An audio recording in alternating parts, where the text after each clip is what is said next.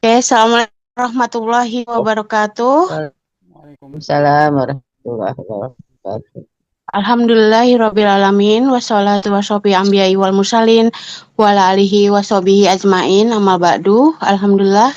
Puji serta syukur kehadirat Allah Subhanahu wa Ta'ala pada kesempatan malam hari ini penuh dengan keberkahan.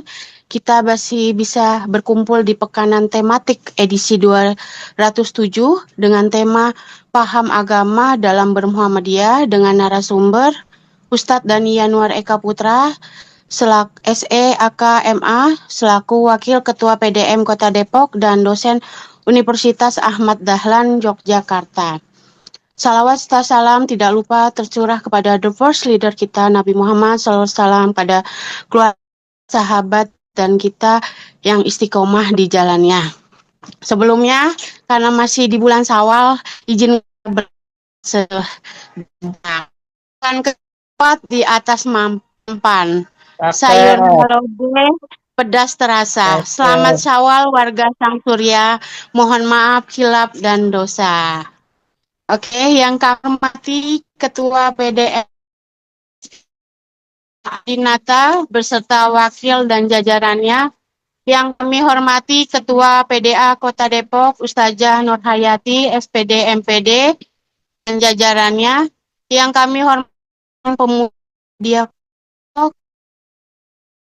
Muhammadiyah Kota Depok, mahasiswa Muhammadiyah Kota Depok, Ikatan Pelajar Muhammadiyah Tapak Suci Buwaton Sekota Depok. Yang kami hormati penting Depok, usaha Muhammadiyah, Kepala Sekolah dari Pendidikan Dasar dan Menengah Sekota Depok. Alhamdulillah, kita langsung saja kepada narasumber kita kali ini, Ustadz Dani Yanuar Putra. Waktu dan tempat dipersilakan. Baik Mbak Linda, terima kasih atas kesempatannya.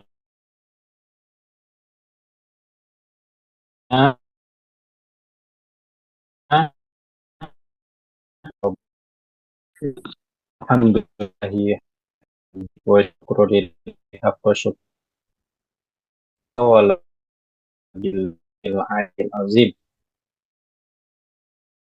Nasyhadu an la ilaha illallah wa nasyhadu anna Muhammadan abduhu wa rasuluh. Allahumma salli ala nabiyyina Muhammadin wa ala alihi wa ashabihi ajma'in, amma ba'd. Faya ibadallah usini wa iyyakum bitaqwallah wa la'allakum turhamun. Maqala Allah Ta'ala fil Qur'an Karim, ya inna Allah wa kunu ma'as sadiqin. Wa qala aidan wa ma atakumur rasul fakhuduhu wa ma nahakum anhu fantahu. Wa qala Rasulullah sallallahu alaihi wasallam haitsu makunta wa ittaqillaha mastata'tum. Eh yang sama-sama kita hormati pimpinan daerah Muhammadiyah Kota Depok, kemudian pimpinan daerah Aisyah Kota Depok, ini yang nampak di layar saya Bu Haja Titin, Bu Haja Heni, dan juga teman-teman semuanya dari PCM, PCA, PRM, PRA, kemudian ortom-ortom, tenaga pendidik, kependidikan, dan seterusnya yang sudah hadir di pengajian pekanan tematik yang mudah-mudahan kita semua dalam perlindungan, dalam bimbingan, dalam bentuk ketegigihan kita mendakwahkannya, memperjuangkannya, yang bagi kita semua eh, memperjuangkannya melalui alat dakwah yang disebut dengan Persyarikatan Muhammadiyah, dan mudah-mudahan melalui Persyarikatan Muhammadiyah yang Muhammadiyah ini sakral. Kadang-kadang orang yang punya niatan tidak lurus akan apa namanya akan tersisih dengan, dan bahkan eh, Muhammadiyah bisa jadi akan mengantarkan kita kepada surga Allah Subhanahu wa taala dengan kesakralannya gitu. Amin ya rabbal alamin. Kemudian berselawat kepada Nabi kita, baginda Nabi Muhammad SAW, pada keluarganya, sahabatnya, pengikutnya, tabi'in, tabi'at, tabi'in, dan seterusnya hingga sampai kepada kita semua, masih terus berusaha di sunnah-sunnah yang beliau ajarkan, baik yang disabdakan, bahkan tetapkan, dan cita-citakan oleh Nabi kita, Nabi Muhammad SAW. Karena Mbak Winda tadi udah pantun, saya sebenarnya nggak punya stok pantun, tapi saya langsung minta sama AI ini pantunnya gitu, secara spontanitas gitu ya. Ya, bilang cakepnya nggak usah dibuka semua, ntar suaranya jadi bingung. Yang penting bilang cakep dari sono paling udah nyampe juga ke saya gitu ya. Kalaupun kalau disebut cakep udah kebanyakan saya dibilang cakep gitu ya. Song itu namanya. Canda, canda. eh Pergi berlayar menuju seberang, singgah sebentar di Pulau Seribu. Sawal cerah hati pun pengajian Muhammad nuntun ilmu. Nah, udah satu aja jangan banyak-banyak.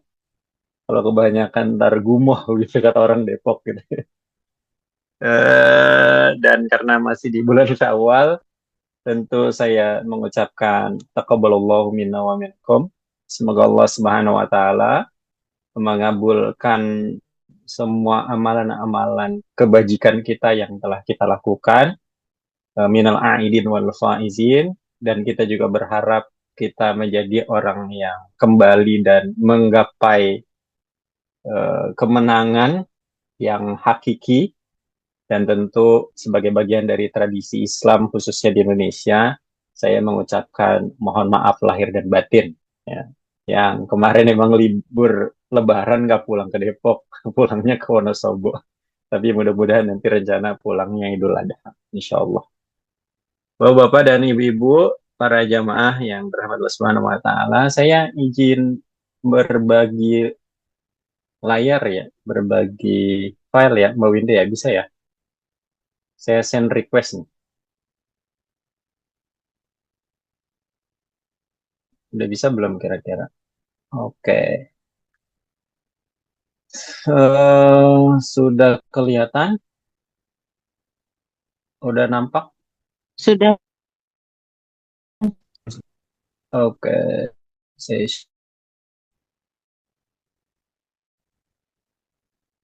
hmm.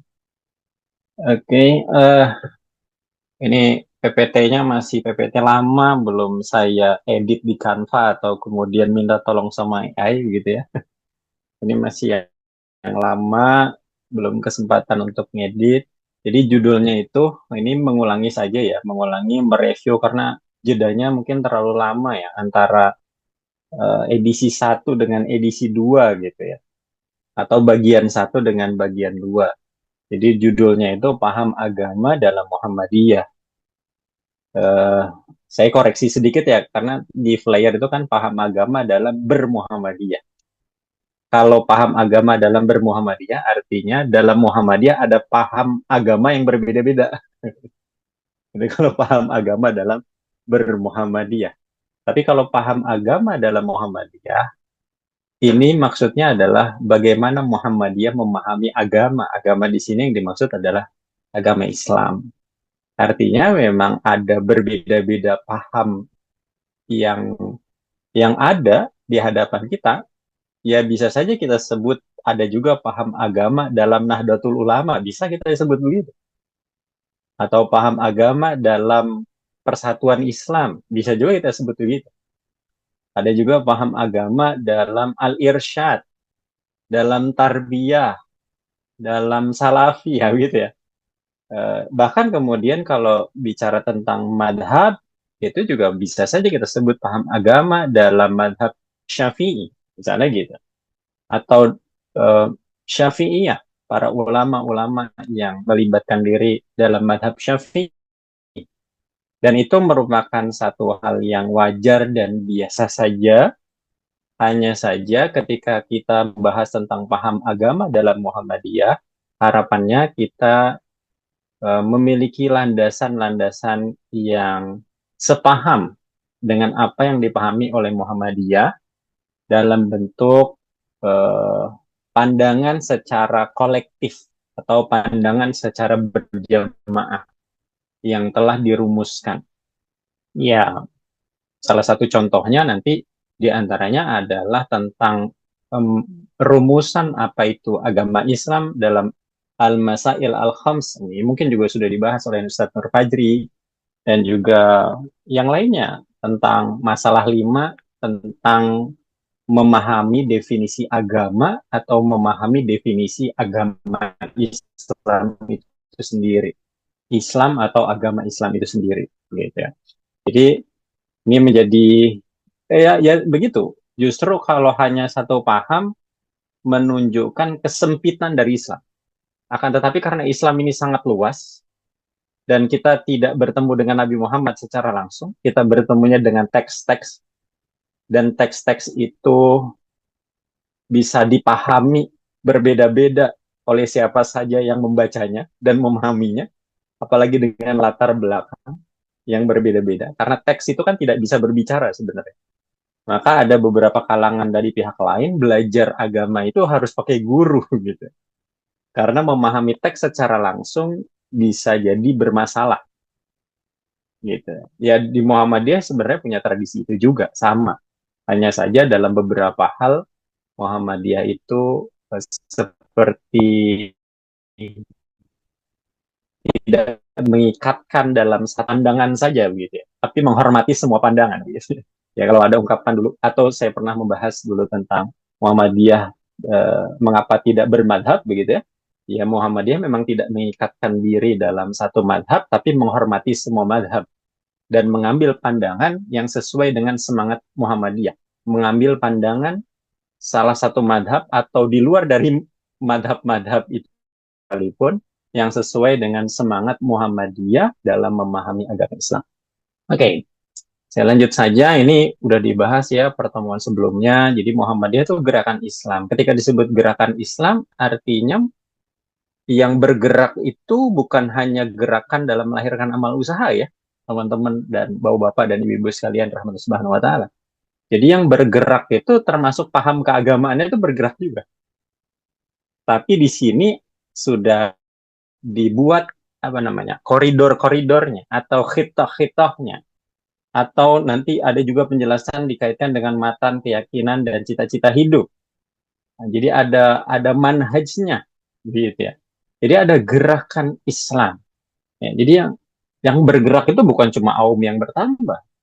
Ya buktinya apa? Buktinya Muhammadiyah meninggalkan wujudul hilal ke imkanur ru'yah mengadopsi kalender hijriah global tunggal. Nah, itu kan namanya bergerak, paham agamanya.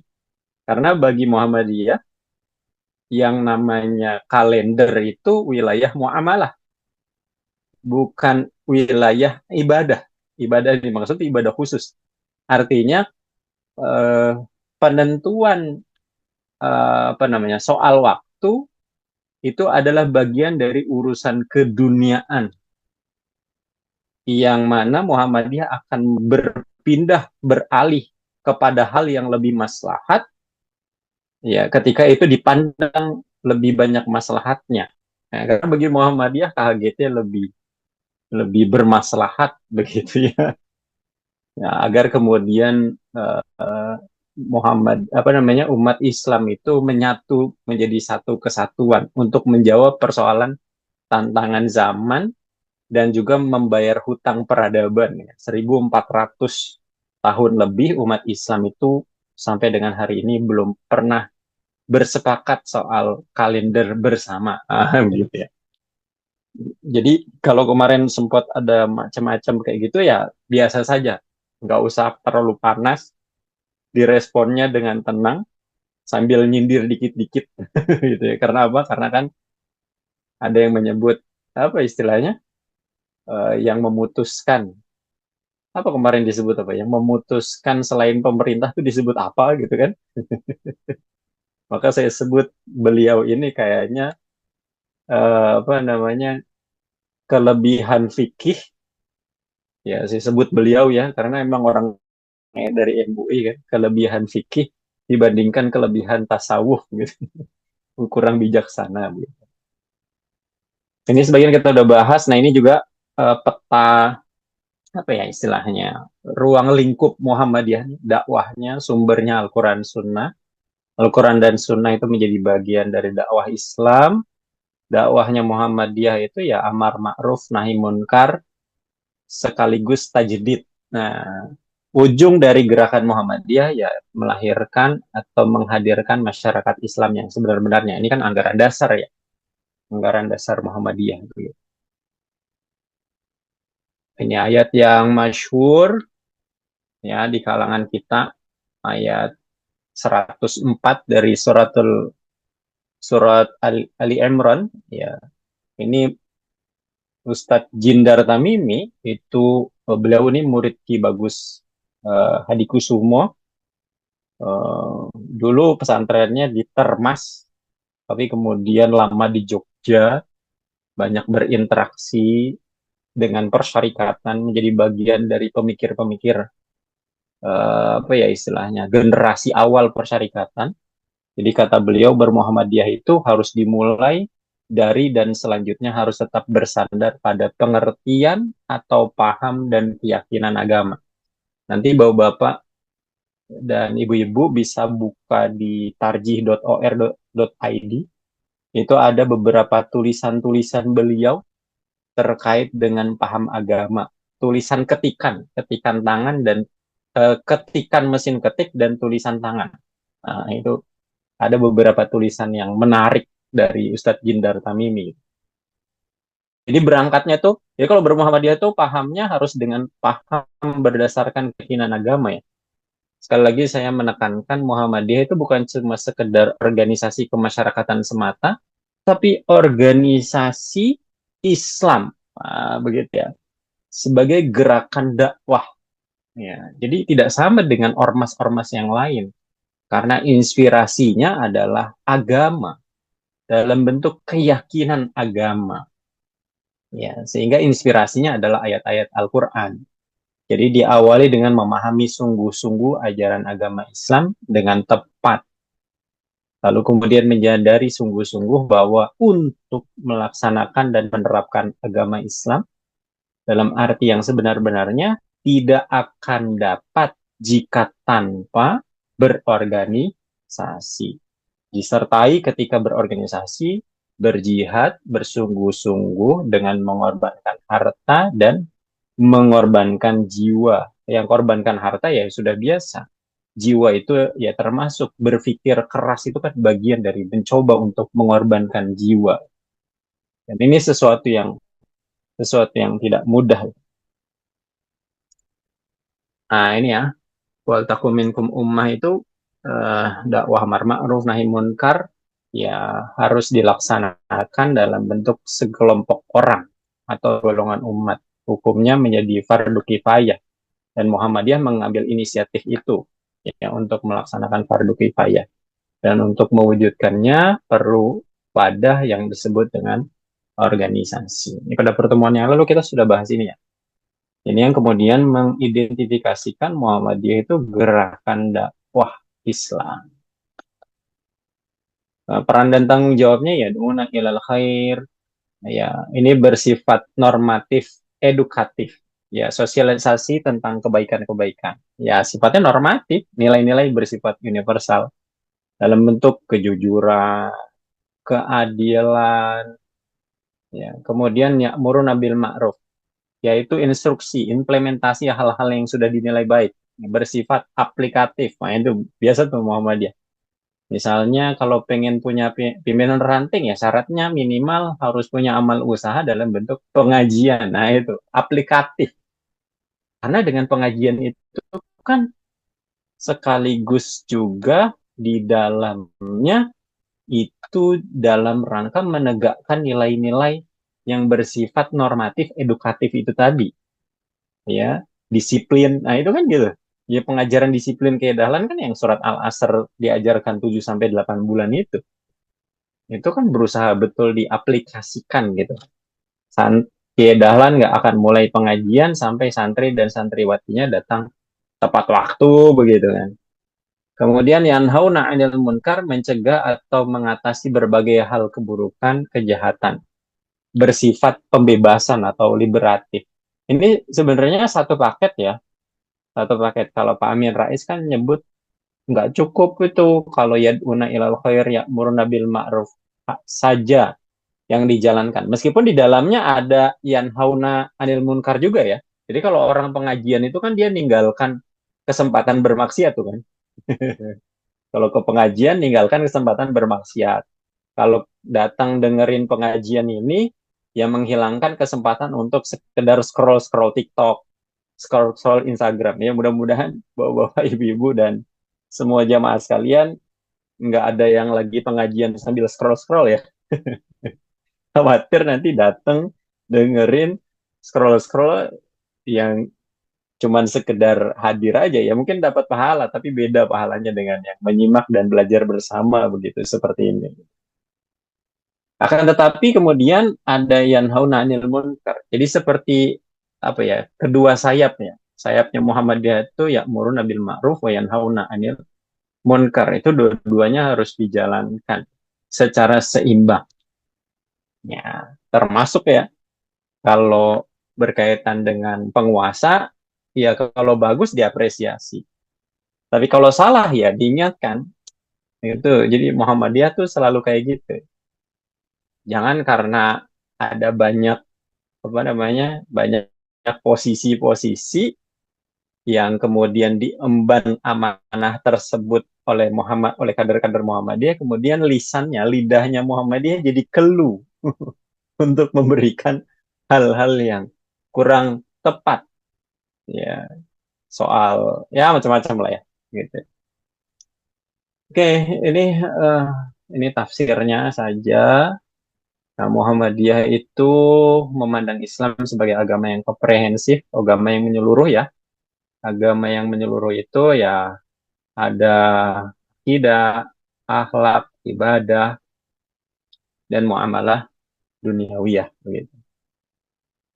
Ini yang kemudian disebut dengan ideologi Islam transformatif. Wah, itu sebagai ideologi Islam yang pandangannya itu menghadirkan berbagai macam transformasi, perubahan dari hal-hal yang bersifat syirik menjadi bertauhid. Nah, gitu ya. Dari hal-hal yang berakhlak madmumah menjadi mahmud. Dari yang tidak pernah beribadah menjadi tekun beribadah. Dari yang kemudian ibadahnya malas-malasan jadi gigih beribadah. Gitu. Jadi Muhammadiyah itu harusnya begitu. Dan juga muamalah duniawiyah, memperhatikan secara serius urusan-urusan muamalah duniawiyah. Kenapa disebut muamalah duniawiyah kalau saya ngutip Buya Yunahar? Kenapa ada kata duniawiyah? Ya karena dunia itu kini di sini. Ya, karena urusan muamalah ya di dunia ini. Sementara akhirat nanti di sana. Maka dunia ini perlu diisi dengan amalan-amalan kebajikan. Maka orang Muhammadiyah itu ya sebagai umat yang wasatiyah, ya kadang-kadang kata moderat itu kan cenderung mereduksi makna wasatiyah. Ya wasatiyah itu bersifat tengahan, tapi juga memegang teguh kebenaran. Dan juga sebagai Islam yang berkemajuan. Nah ini yang kemudian tadi sudah disebutkan ya, adin adin al-Islami lil Muhammadi. Agama Islam bagi Muhammadiyah adalah huwa ma anzalallahu fil Quran wa ma ja'at bihi sunnah as-sahihah minal awamir wa nawahi wal irsyadati li salahil ibad dunyahum wa ukhrahum. Jadi apa yang disebut dengan agama, agama Islam menurut Muhammadiyah adalah apa yang telah diturunkan oleh Allah Subhanahu wa taala dan juga apa saja yang telah datang dari sunnah as-sahihah yang di dalam kedua panduan tersebut ada perintah-perintah, larangan-larangan, petunjuk-petunjuk untuk keselamatan dunia dan akhirat. Nah, perhatikan ya. Jadi selalu bersandingan nih dunia dan akhirat.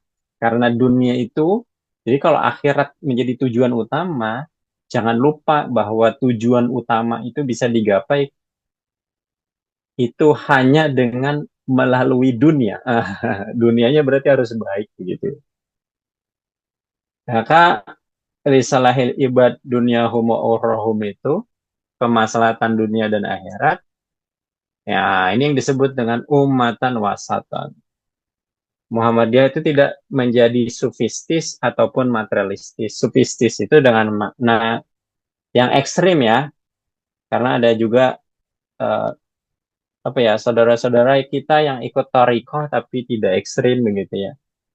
Yang ekstrim itu meninggalkan dunia sama sekali, menyepi, menyendiri. Ya itu bukan sesuatu yang terlarang ya. Beberapa saat sebagai kaum muslimin kita perlu juga tuh yang namanya menyepi, menyendiri. Sebagaimana waktu Ramadan itu kan juga fasilitas untuk menyepi dan menyendiri, terutama di 10 hari terakhir kan. Itu penting tuh merefleksikan diri untuk merenungkan apa saja yang sudah dilakukan selama perjalanan hidup. Itu penting, ya. Akan tetapi tidak selama-lama dan terus-terusan itu menyepi, menyendiri. Khawatir nanti jadi nabi, gitu kan. Ngaku-ngaku pulang jadi nabi kayak Ahmad Musodik, begitu kan. Yang orang tanah baru itu, gitu. Kemudian juga tidak menjadi kaum materialistis. Apa-apa diukur pakai materi. Ya, ini juga jadi bahan evaluasi ya. Muhammadiyah itu kan gigih betul mendirikan amal usaha. Dan amal usaha itu kan bentuknya materi. Ya, jangan sampai kemudian karena sudah punya amal usaha yang maju, kemudian menjadi kaya, naudzubillah, menjadi ujub, menjadi takabur, naudzubillah, berhati-hati itu. Ya, sekali lagi harus diingatkan bahwa segala sesuatunya itu harus lillah. Nah, Muhammadiyah itu di antara dua itu. Ya, ada sufistis dan materialistis. Artinya, Muhammadiyah tetap penting ya untuk dalam rangka penyucian jiwa tetap penting tidak meninggalkan materi bahkan kalau bisa materi itu dikuasai dalam bentuk zuhud dan berkali-kali mungkin pernah saya sampaikan zuhud di Muhammadiyah itu kalau versinya Kiai Haji Air Fahrudin zuhud itu dunia dalam genggaman jangan masukkan ke dalam hati begitu.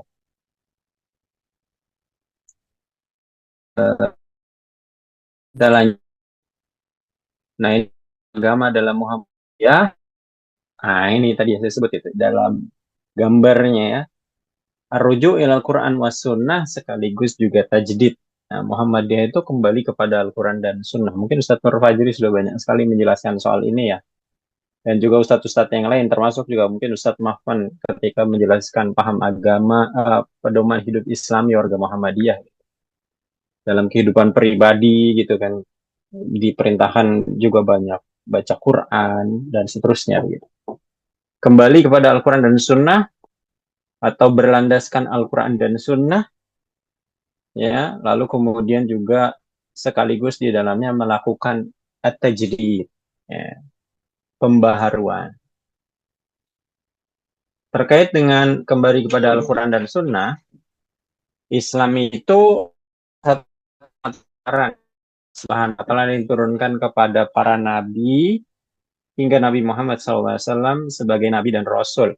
Itu juga dalam Al-Masail Al-Khams itu kan apa yang disebut dengan agama huwa ma anzalallahu ala lisani anbiya'i minal awamir wan nawahi wal irsyadati li salahil ibad dunyahum wa akhrahum.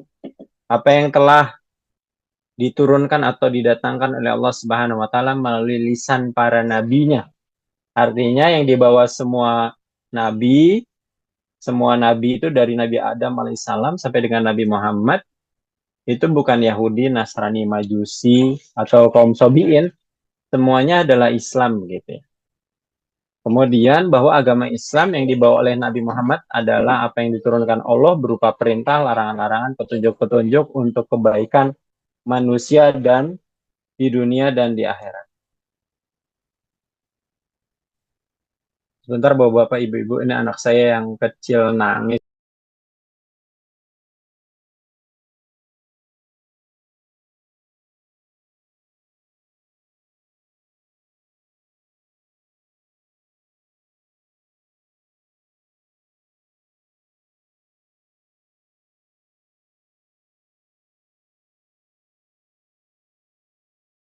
Ini nanti Bang. Muhammadiyah dalam paham agamanya bersumber pada Al-Quran dan Sunnah makbulah dengan menggunakan akal pikiran yang sesuai dengan jiwa ajaran Islam. Nah itu ya, akal pikiran yang sesuai dengan ajaran Islam. Ya itu, jadi semangatnya sekali lagi ya, akal yang, kalau Kiai Dahlan nyebut akal yang suci, akal yang dibimbing, gitu ya. Jadi memahami teks-teks Quran, hadis, itu kan juga memahaminya dengan menggunakan akal ya. Tapi di saat yang sama akal yang suci, akal yang terbimbing gitu ya. Akal yang sesuai dengan semangat jiwa ajaran agama Islam. Karena ada akal-akal yang kemudian lompat terlalu jauh begitu. Eh, karena dalam hal Islam ada hal-hal yang tidak bisa digapai oleh akal karena mungkin terlalu luar biasa gitu. Ya, misalnya rincian surga, ya bidadarinya kayak apa, sungainya seperti apa gitu ya. Itu kan nggak bisa digapai. Jangankan soal surga ya. Dalam hal-hal urusan dunia saja kadang-kadang banyak sekali yang nggak masuk akal kita. Ya misalnya saya berkali-kali memberikan contoh bagaimana akal kita bisa menggapai menjawab kenapa saya adalah anak ayah dan ibu ini gitu. Bukan anak ayah dan ibu orang lain. Kenapa anak saya ini? Kenapa saya adalah saya bukan bukan dia dan seterusnya. Itu kan susah akal kita menjawab itu gitu. Dan kadang-kadang memikirkan itu menghabiskan waktu, maka lebih baik kemudian banyak ya akal kita digunakan untuk hal-hal yang lebih maslahat. Muhammadiyah memandang Islam sebagai agama yang menyeluruh, komprehensif, yang tadi sudah disebutkan ya, akidah, akhlak, ibadah, dan muamalah duniawi ya. Dalam hal tajdid, maknanya ada dua, mungkin sudah banyak sekali yang disampaikan. Pembaharuan dengan makna pemurnian dan juga eh, apa ya, islah, pembaruan, menghadirkan berbagai macam kemaslahatan. Jadi dinamisasinya bukan sekedar dinamisasi yang ujungnya mengantarkan keburukan. Karena ada juga loh dinamisasi dalam bentuk inovasi ujungnya adalah keburukan. Misalnya menurut bapak-bapak dan ibu-ibu penting nggak Muhammadiyah itu mengembangkan nuklir misalnya? Itu yang jadi pertanyaan. Nuklir itu untuk mempertahankan diri atau jangan-jangan ketika sudah besar inginnya menguasai orang kemudian menyerang orang lain mengancamnya dengan nuklir. Jadi pertanyaan itu. Itu kan bagian dari inovasi kan. Nah, Kak, sebenarnya kalau semua manusia baik, sayangnya tidak semua manusia baik ya. Seperti Amerika itu kan yang sejak lahir memang menjajah dan hidupnya dengan menjajah gitu ya. Maka seolah-olah Amerika itu tidak bisa hidup kecuali dengan cara berperang begitu ya. Maka bagi kita itu nggak bisa gitu ya. Nggak bisa ya ya begitulah keadaannya gitu ya. Ini yang kemudian dalam hadis Nabi Muhammad SAW kiwamul mar akluh waladina liman la aklalah. Jati diri seseorang itu terletak pada akalnya dan tidak ada agama bagi orang yang tidak memiliki akal. Nah, gitu ya. Artinya orang yang melakukan berbagai macam pembaharuan melalui pemikiran di awal, lalu sekaligus juga memurnikan ya pemurnian dalam hal akidah dan ibadah dan juga melakukan inovasi dalam bentuk pembaharuan, itu kan tidak mungkin kecuali dilakukan oleh orang-orang yang memiliki akal. Ini foto-foto saja. Ini sebenarnya ini banyak sekali yang sudah saya kirim. Ini ya secara visual maksud saya mereka itu mencoba Dahlan bersama dengan orang-orang apa asabikunal awalunnya Muhammadiyah di masa itu secara visualnya saja merupakan orang-orang yang berusaha menghadirkan pembaruan gitu. Dilihat dari apa? Cara berpakaiannya gitu. Memadukan antara tradisi Islam dengan modernitas. Ya. Kalau Ustadz Rofik itu yang sekarang jadi direktur Majelis Tarjih, eh, apa nyebutnya, ada yang disebut dengan forward thinking, ada yang kemudian backward thinking, ya. Berpikir maju dan berpikir ke belakang. Berpikir ke belakang artinya tidak meninggalkan tradisi Islam, sekaligus kemudian berpikir maju ke depan. Nah, ini paling tidak secara visual itu Muhammadiyah kayak gitu. Jadi Kiai Dahlan itu kan baca kitab-kitab Turats, tapi juga bergaul luas gitu ya dengan orang-orang, terbuka pandangannya, dan sehingga melahirkan banyak pembaharuan. Oke, ini foto-foto saja. Mbak Winda, sampai jam berapa ini? Saya lupa. Sampai jam 20.55. Masih. 25.5 ya. Nanti ada Oke. tanya jawab Kita ya. buka pertanyaan 3 Ustaz. Berarti sampai 24.5 ya? Pemaparannya. 20.45. Oke, oke, oke. Atau mau dibuka sekarang? Dikit lagi, sebentar lagi. Ya, oke. Silakan Tat, diselesaikan dulu aja. Oke, nah ini yang kemudian Islam itu menjadi, ini slide terakhir deh. Tolong diingatkan ya nanti sampai slide ini untuk bagian ketiganya nanti kita lanjutkan setelah ini. Jadi Islam sebagai satu mata rantai ajaran ya, turun ke para nabi, Nabi Adam hingga Nabi Muhammad SAW tadi dijelaskan ya. Nah, Muhammadiyah itu harus bersikap kalau muncul ajaran nabi-nabi palsu, nabi-nabi baru itu kadang-kadang disebut agak musiman juga gitu ya. Kemudian ya jangan-jangan bukan hanya nabi kan, ada orang yang bisa katanya mau mindahin Ka'bah seperti Mama Gufron gitu ya. Fenomena aliran sesat, apa ya, golongan ateis dan agnostik ini harus disikapi ya. Jadi kalau saya pribadi rasa kan yang fenomena ateis agnostik itu nggak bisa didekati dengan banyaknya jumlah amal usaha. Oke lah,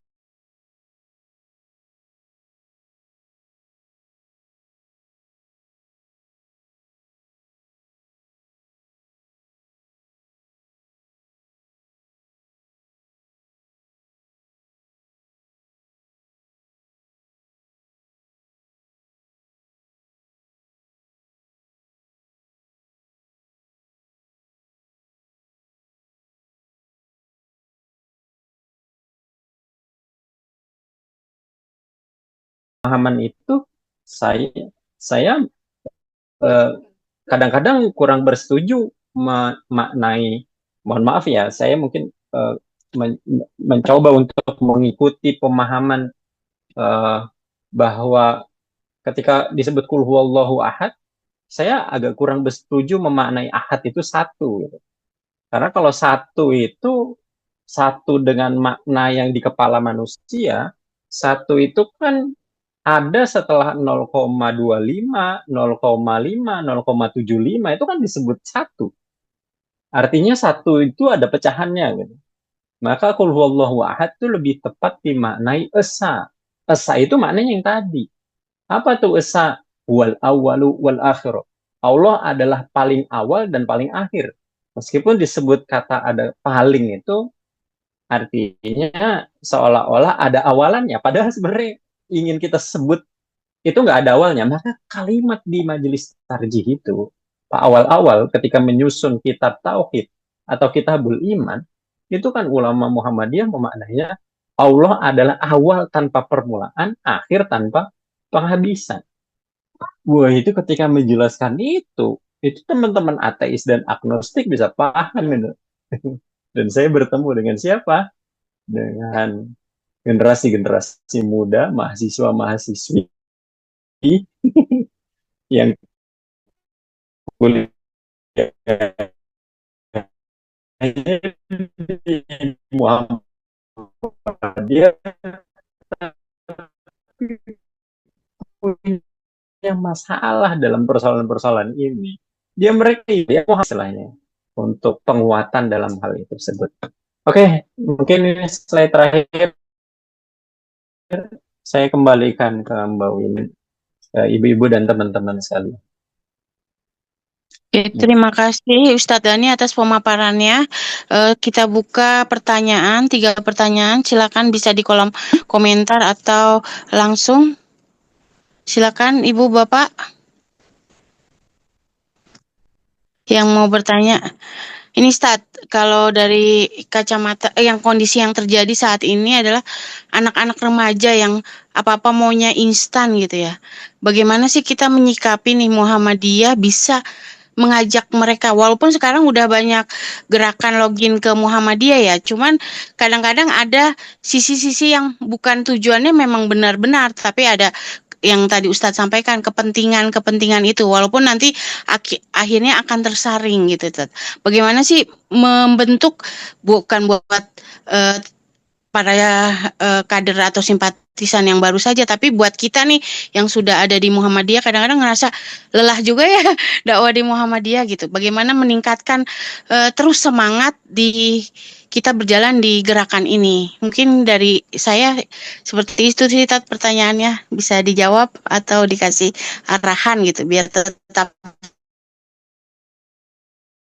Iya, Ustaz. soal anak-anak muda ya. Tapi saya ingin menyampaikan begini dulu. Eh, Kayaknya selama kita ada di dunia, lalu masuk dalam ruang dakwah, kita pun pasti akan berlelah sampai kapanpun itu Mbak Winda. Ya, jadi nggak ada kata istirahat sebenarnya bagi kita. Karena orang yang disebut kekasih Allah, yang paling dicintai sama Allah, sampai akhir hayatnya aja nggak lelah gitu. Tapi gelisah gitu. Yang digelisahkan adalah kita. Gitu. Ya artinya apa? Artinya ya terus bersemangat gitu ya untuk ya memberikan edukasi, bikin kegiatan dan seterusnya gitu ya. Yang kemudian memberikan pemahaman kepada anak muda,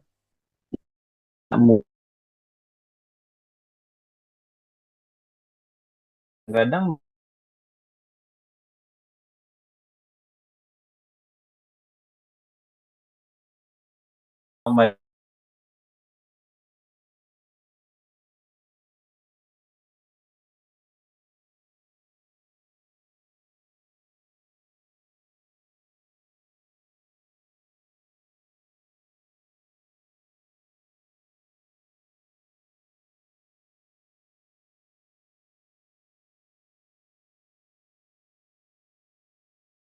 udah banyak diet nih kan, kita butuh diet, butuh olahraga, butuh menghilangkan lemak-lemak begitu.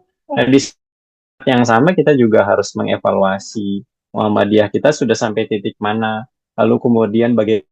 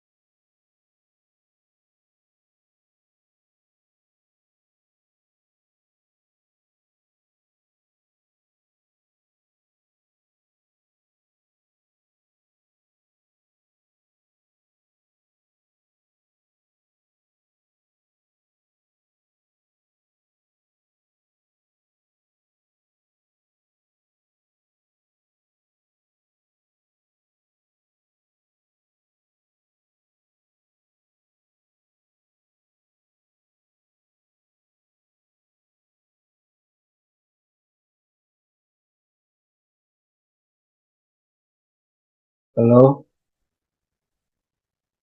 Halo Ustaz. ya Ustaz Rino, mohon maaf ini tadi HP-nya dipencet-pencet anak-anak anak saya tiba-tiba eh, hotspotnya dimatikan. Saya lanjut ya, Ya, kedengaran suara saya? Ya, silakan Ustadz. sangat jelas. Iya, jadi soal anak-anak muda, ya begitu. Ya beberapa kali ya saya juga mengalami hal serupa begitu ya. Tiba-tiba butuh rekomendasi, tiba-tiba butuh apa setelah sampai pada apa yang diinginkan kemudian lupa dengan Muhammadiyah.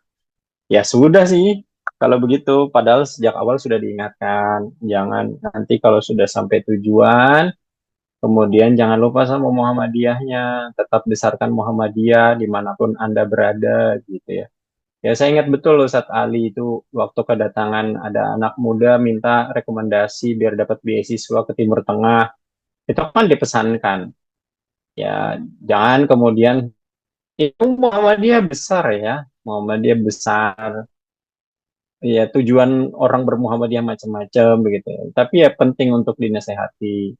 Nanti kalau sudah apa namanya sampai ke Timur Tengah gabung ke CIM. Kalau sudah selesai kontribusilah dengan Muhammadiyah dan seterusnya. Ya demikian juga dengan dengan posisi-posisi yang lain.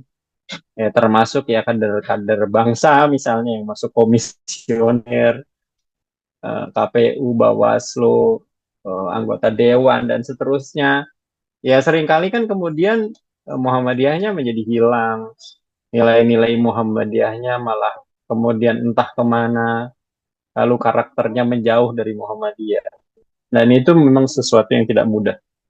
Maka dalam hal bangsaan misalnya LHKP kan mungkin Mbak Winda juga tahu, bikin sekolah juga kan, sekolah kader kebanggaan atau apa penting. Mungkin itu jawaban saya Mbak Winda. Oke, terima kasih Ustadz Adi. Silakan para jamaah yang mau bertanya bisa langsung ke kolom chat atau menyampaikan di forum. Ini ada Izin Ustadz bertanya, Maafan ya? izin bertanya Ustazah sama Pak Ustadz Iya, bisa. silakan. Ibu Aminah, silakan Bu Aminah. Bismillahirrahmanirrahim. Assalamualaikum Ustadz. Saya Nah, mungkin mewakili ibu-ibu. Sekarang ini kan gimana kalau menurut Ustadz dan para dai Muhammadiyah menyikapi kondisi ekonomi yang misalkan imbas dari perang lah, Iran dengan ini Israel Amerika. Nah, harga-harga kan ini udah mulai ya. Ibu-ibu jamaah tuh udah mulai agak ini nih Ustadz. Udah mulai agak panik. Jangan-jangan ntar naik ini lagi. udah gelisah. BBM naik. Nah, iya hal gitu. Nah kita nih sebagai dai gitu Muhammadiyah Aisyah. Itu saran dari Ustadz itu untuk menenangkan mereka. Bagaimana ya? Apakah kita bilang kan tujuan kita akhirat nanti dunia mengikuti atau bagaimana Ustadz? Terima kasih Ustadz Dani. Baik, Bu Aminah ya, soal krisis ekonomi berarti ya. Iya Ustadz ini Ya, ibu-ibu udah mulai panik soalnya ya, udah pada melambung harganya. Udah pada naik plastik-plastik aja ya, udah 2 kali lipat. sebenarnya kalau dari sejarahnya ya, Muhammadiyah sebagai ide, gagasan, sebagai satu gerakan sudah mulai, apa ya istilahnya, panduan ya, panduan. Jadi kalau Ustadz Mah bahas pedoman hidup Islami warga Muhammadiyah, itu ada salah satunya apa namanya, berbisnis dan berekonomi. Nah, dalam hal bisnis dan ekonomi, itu di dalamnya juga diatur. Salah satunya tidak boleh ada monopoli, yang kemudian itu secara normatifnya seperti itu ya. Jadi ada ekonomi atau berbisnis ala Muhammadiyah lah begitu. Kan soal apa istilahnya? Soal energi ya ditutupnya Selat Hormuz itu kan bagian dari ketergantungan terhadap energi kan. Ya itu emang juga jadi masalah secara secara normatif harusnya kan Muhammadiyah juga mendorong ya, mendorong negara untuk apa? Untuk transisi energi. Harusnya Indonesia tuh sudah mulai beralih dari energi kotor menjadi energi terbarukan. Dari energi yang tidak terbarukan menjadi terbarukan. Harusnya begitu. Harusnya seperti itu. Itu secara normatifnya ya gitu ya. Atau ya apa ya ajakan atau eh, ya bisa disebut amar ma'ruf nahir munkarnya Muhammadiyah dalam hal kebangsaan itu salah satunya harusnya bukan hanya kemudian Muhammadiyah mendukung soal MBG lalu kemudian mentauladani MBG sedemikian rupa sehingga Muhammadiyah MBG-nya lebih bagus daripada yang lainnya gitu. Tapi kan tidak cukup dengan itu karena mobilisasi MBG itu butuh sumber daya kan. Nah, Iya, betul. sayangnya masih pakai energi yang tidak terbarukan. Maka ketika disampaikan ke jamaah, ini sampaikan ke jamaah ya Ibu ya, eh, karena kita ya jika memungkinkan saya nggak tahu ya, apakah apakah gerakan dakwah Muhammadiyah itu bisa sampai pada hal-hal yang bersifat kemandirian energi gitu ya. Misalnya dalam hal produksi misalnya gitu ya, kemandirian energi. Misalnya soal plastik, kan Iya, plastik jadi mahal ya Bu ya. ya, 2 kali lipat Ustadz harganya, Wah, bahkan dua lebih. kali lipat gitu kan. Apakah kemudian Muhammadiyah mencoba menghadirkan solusi apa-apa pakai kantong yang ada selama ini, atau kemudian tidak lagi menggunakan plastik olahan dan seterusnya begitu. Lalu kemudian ya berikutnya, ketika terkait dengan jamaah pengajian, ya kita harus tetap yakin, dan itu kan upaya-upaya apa ya istilahnya ya, upaya atau langkah-langkah ya untuk menghadirkan beberapa solusi terkait dengan energi yang mulai mengkhawatirkan begitu. Diangkat BBM-nya sih di kita alhamdulillah nggak naik gitu ya bagi masyarakat. Tapi kan APBN-nya udah tekor. Kata Purbaya itu sudah defisit 204 triliun kalau tidak salah. Iya. Gitu. Iya Ustadz, maaf disela. Terus kata Iya. ibu-ibu gini Ustadz, lah Hmm. kalau sekarang aja Pak Prabowo bisa nggak naikin BBM, berarti dulu-dulu harusnya nggak naik dong, bisa gitu. Apalagi dulu nggak perang, nggak ada Selat Hormuz. Ah, ibu-ibu udah pada pinter Ustadz sekarang. Iya betul. Iya, Itu literasi, Bu. tapi ya, itu kan jadi konsekuensi juga, Bu. Artinya nggak naikin BBM, tapi kemudian apa namanya, APBN-nya jadi defisit kan, karena ngambil dari APBN kan. Oh iya, ya benar ya. Iya, itu jangan, ya, ya itu memang satu sisi nyenengin masyarakat kan, BBM-nya nggak naik kan, Ya, tapi di sisi yang lain APBN kita jadi apa, mengalami defisit. Ya kan pertanyaannya seberapa lama Indonesia bertahan untuk tidak menaikkan BBM, ah, sementara iya. negara-negara sekitar Indonesia sudah banyak sekali yang menaikkan harga BBM. Yaitu akibat kita tergantung sama apa? Energi yang tidak terbarukan itu, begitu. Nah, Iya, iya maka benar. ketika apa ya namanya istilahnya, ketika berjamaah, mungkin kita coba ya menghadirkan berbagai macam alternatif dan solusi-solusi ya dalam berjamaah itu terkait berbagai macam kebutuhan-kebutuhan pokok dan seterusnya. Meskipun mau tidak mau ya ini krisisnya kan bukan cuma Indonesia, tapi ini kan krisis global ya Bu, Iya krisis betul. dunia. Namun di saat yang sama kita nggak boleh putus asa dari Allah Subhanahu wa Wah Ta'ala. Ta'ala. Kita harus Iya. tetap yakin bahwa bumi kita itu milik Allah. Semuanya yang ngurus adalah Allah. Allah. Akan tetapi kalau kita ngelihat yang buruk, ya kita harus tetap mencoba untuk nahi nahi Munkar. munkar. Jangan kemudian karena ini semuanya punya Allah, ya udahlah serahin aja sama Allah terus kita diem baik begitu. Itu juga salah. Iya, iya, iya. Iya, Iya itu sih. juga salah. Ya, Begitu. terima kasih Bu Aminah pertanyaannya. Sama-sama. Ustadz masih ada satu Sama-sama. pertanyaan lagi di kolom komentar. Iya, iya, iya. Tadi Tuh kayaknya ada ada dua yang malah. tunjuk tangan kayaknya di kolom komentar ya. Oke, bagaimana Ormas Muhammadiyah memastikan bahwa hasil ijtihad tetap sesuai dengan pemahaman ulama? Nanti jawaban dalam ya kalau nanti ada Ustadz Nur Fajri ya.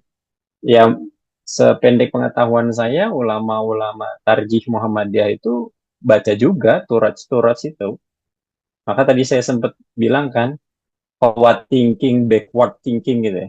Atau backward thinking, forward thinking gitu. Berpikir ke masa lalu artinya kembali kepada nilai-nilai Islam masa lalu, karena Islam itu ya agama yang telah hadir di masa lalu. Dan agama ini sudah diinformasikan dari sekian banyak para sahabat, tabiin, tabi'un, tabi'in, dan seterusnya. Itu Muhammadiyah nggak pernah akan bisa lepas dari itu. Namun di saat yang sama, semangat itu pula yang kemudian apa ya istilahnya, Muhammadiyah berusaha untuk menghadirkan bahwa Islam itu selalu sesuai dengan setiap zaman dan menjawab tantangan zaman, dan semua itu pasti ada koridornya. Sampai dengan hari ini Muhammadiyah tidak pernah terlepas dari itu semua begitu. Ya, bahkan ya kalau misalnya dianggap Muhammadiyah berbeda dengan ulama-ulama sebelumnya, toh antar madhab aja beda-beda, ya kan? Dan biasa saja kan, antar mazhab aja kadang berbeda-beda. Nah Muhammadiyah ya, ya gitu. Insya Allah tetap koridornya tetap dengan menggunakan rujukannya yaitu Al-Quran dan Sunnah. Bismillah, Afwan Ustadz mau tanya, tadi Ustadz menyebut bahwa Muhammadiyah itu gerakan Islam yang fokus ke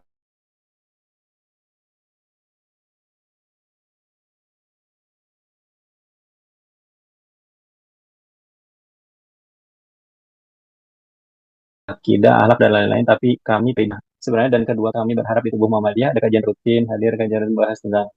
Ya sementara kalau saya ya kadang-kadang Kitabul Iman yang ada himpunan putusan tarjih, ya menurut saya sudah cukup sih, tapi ditambah juga dengan referensi-referensi yang lain. Sependek pengetahuan saya dia sedang menyusun ya risalah tauhidnya Muhammad kalau tidak salah. Nanti mudah-mudahan akan lebih luas itu penjelasannya. Ya karena juga pertanyaan dari siapa ini, Mas atau Pak Muhammad Al-Fatih ya. Ya kalau saya kadang-kadang memahami itu sudah ditulis salah satu tokoh Muhammadiyah ya, guru besar tafsir tapi S2-nya tuh akidah, Buya Yunhar Ilyas itu pernah nyusun buku kuliah akidah Islam. Nah, kadang-kadang saya coba memperluas penjelasannya. Kadang-kadang juga saya coba risalah tuh tauhidnya Muhammad Abduh gitu ya. Dan yang lainnya. Tapi ya ya di saya di HPT itu himpunan putusan tarjih yang satu ya Kitabul Iman itu udah luar biasa lah menurut saya. Itu sangat cukup. Begitu Mbak Winda ya. Sudah jam 9 lebih 2 ini. Oke ya, terima kasih Ustadz. Mungkin saya rangkum ya melalui pantun. Pergi ke pasar membeli kemeja. Kemejanya batik warnanya cerah. Bulan Syawal saatnya bekerja, Muhammadiyah bergerak pantang menyerah.